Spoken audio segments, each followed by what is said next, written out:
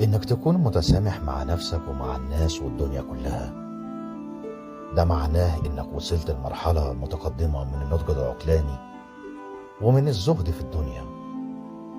التسامح عمره ما كان ضعف أو كان قلة حيلة. التسامح قوة طبيعية لا يستهان بيها.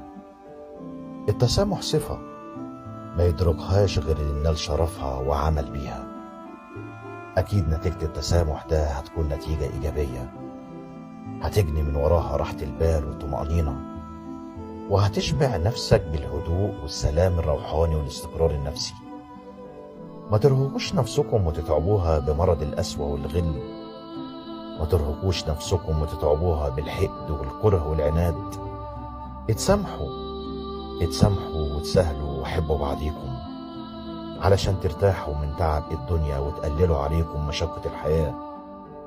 التسامح مهم في حياتنا، لكن الأهم هو إنك توصل بدري لمحطته، لإنك لو اتأخرت هيفوتك حاجات كتيرة حلوة ومهمة، حاجات كانت هتفرق معاك في مشوار حياتك، ويمكن كانت هتغير كتير قوي من أسلوبك مع الناس ومن قراراتك.